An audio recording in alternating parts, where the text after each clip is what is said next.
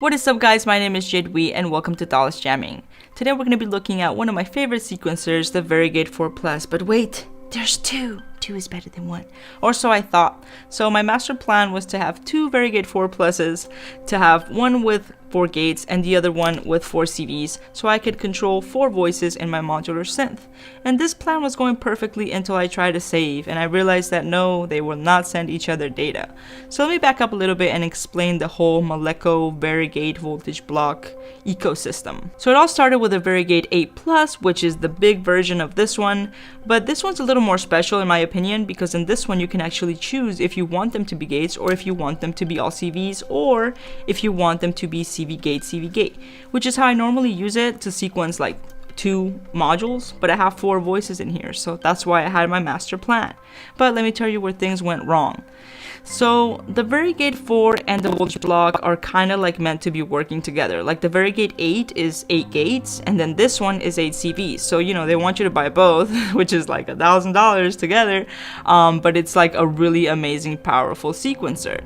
So when you save something on my imaginary Varigate 8 over here, if I save something on the Varigate 8 Plus, it will automatically transfer onto this. Also, something really cool about the Maleco modules is that, look, are you ready? Are you ready? Boom! Automatic clock to all the modules. How awesome is that? Another cool thing is that nothing is plugged into the back, so it's not like this module is plugged into this module and this one into this one. No, this is just with the power cord. If the power cord is on the same rail, they will send clock to each other, which I think is awesome because, you know, less cables. So there are some switches in the back that allow you to set it to master or slave. Right now, this one is master. If I press start on this one, nothing happens because they're all listening to this one. So there's 2 ways that I use the Varigate 4 Plus. One is the CV gate, like I said, to sequence 2 voices, but I have 4 voices in here. So what I had to do if I wanted to use my 4 voices before I had the second one was to set this to gate and then use these first 4 or whatever number, doesn't matter, for CVs. And that's cool too, but I really like how this processes CV. I feel like it's better for like live performance. That's not saying that the voltage block is inferior in any way. The voltage block is actually a little more special because you get to set each note like specifically when you move your slider. In this one, you just set it to a scale and you move the values, and you know, it sounds nice because it's in a scale. So I really like this sequencer. Like, it is my favorite Eurorack sequencer. It's very like non-linear, and that's what I want in my Eurorack system. So my plan was to have the 4 gates and the 4 CVs, but when I tried to save something on track 1, nothing saved to the Varigate 4 Plus, so they're not sending save data to each other. And I really hope Maleco watches this video and they get the hint that we want to do this. I want to be able to sequence 2 Varigate 4 Pluses together, like, you know, saving and recalling and doing all that cool stuff that you can with the 8, because there is no reason why it shouldn't, you know? So we're gonna do our best to just have fun with it today, with that thing in mind that we can't save them together. So like, if I save certain gates in a certain position here and I have a certain CV setting over here, this is gonna save separately and this is gonna save separately. So let's get our sequencer running, and the first thing we're going to do is we're going to send a gate out into our ring strum, and I'm gonna get the audio out into my mixer. Okay, let's move on to our second voice. I'm gonna go out of the plonk into my mixer. No specific order of things here. Then we're gonna go gate into the trig. Right away we can tell that they are not in the same scale. Let me find a different sound.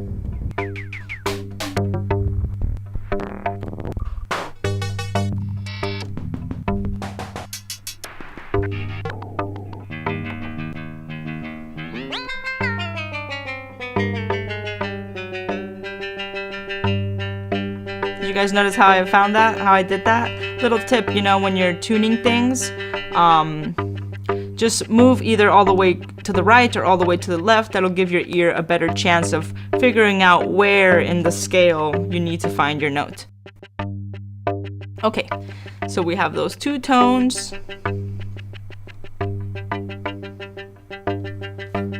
Let's add a 3rd tone because that was the reason we got this thing, right?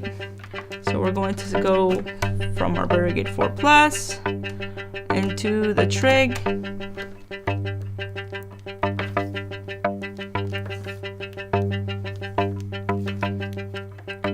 then out into our mixer.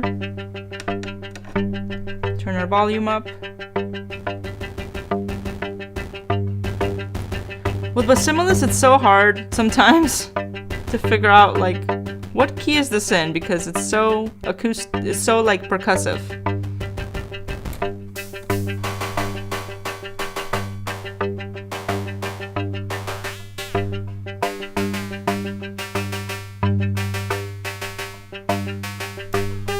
There we go.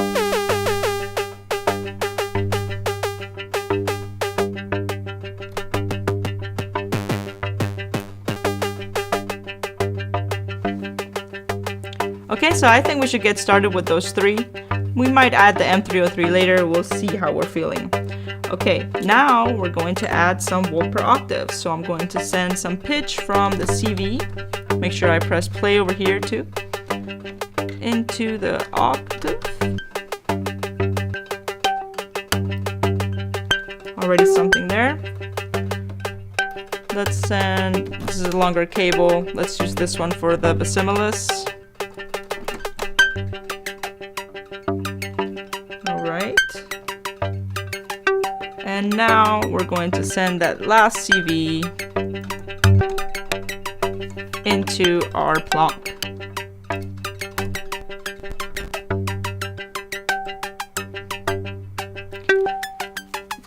Thirdly, we're going to make sure that we are on the same scale. So I'm going to go to track, scale. Let's do that second one. Make sure they're all on the same scale so it sounds beautifully. And now we can go in and move our notes.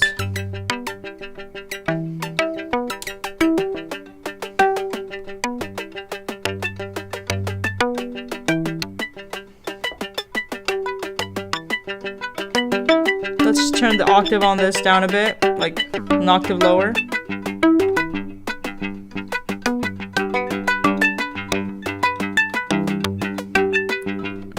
And add some notes to our Bassimilus.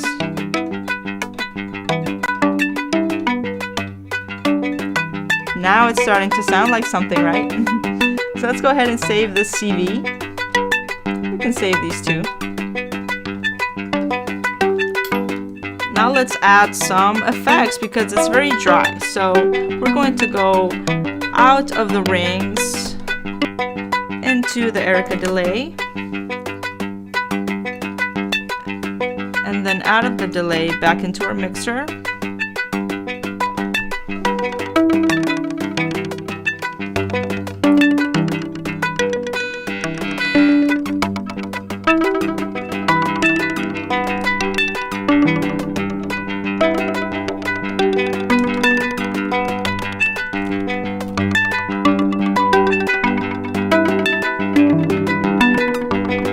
Send our beautiful plonk into this little echo down here.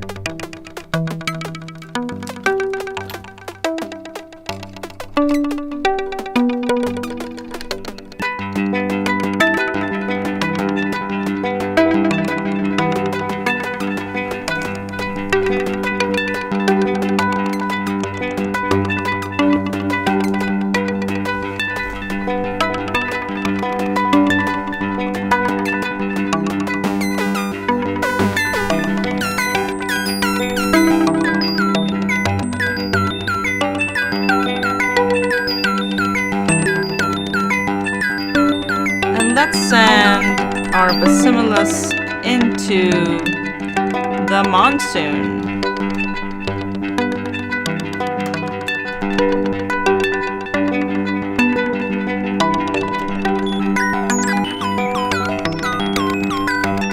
Oh, isn't that weird? Seems like our octave has switched for some reason.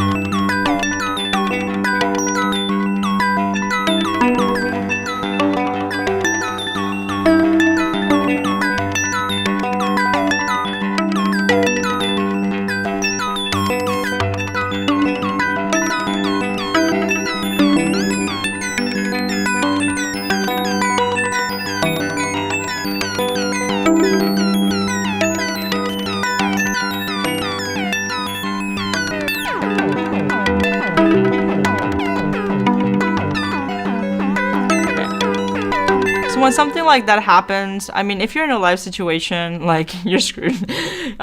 You're screwed unless you have like I guess a tuner, which I have a tuner right here. I forgot to patch everything into our oscilloscope. I'm sorry, guys. But basically, what you're gonna want to do is, if this happens, you know, it's a lot harder to find where you're at, like, while you have a bunch of other stuff going on. So like, if my module went out of tune for whatever reason, what you're gonna want to do is you're gonna want to take the pitch off all your modules, right? Pitch and pitch, and then you set it. Let's do.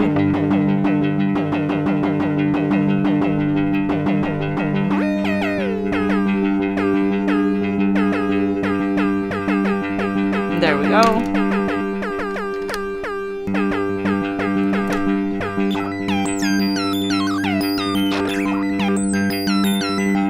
I think something's wrong with this cable, actually.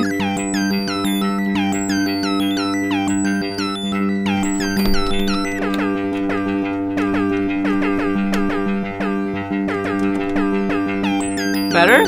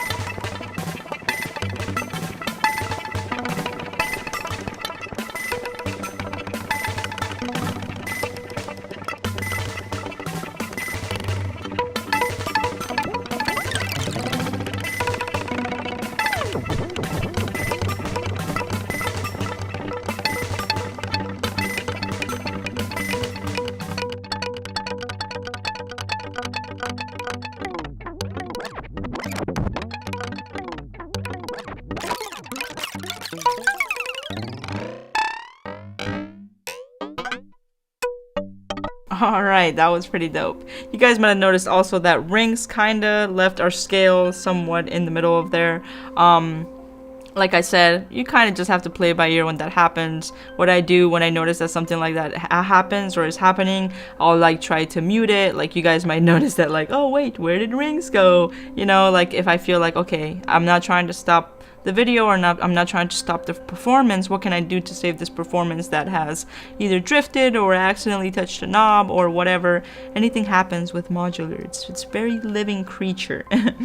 But yeah guys, that is the Varigate 4 Plus with another Varigate 4 Plus. What do you guys think? You guys saw like so sad, like I can't save. Like how cool would it have been if I could just save, you know, because you guys saw I saved my CV but I didn't save my gate. Like how cool would it be if I press save over here in one and this one lit up and they all lit up and everyone was a happy family. So please Moleko, make this happen, give us this update. We will appreciate you for it and we will love you even more.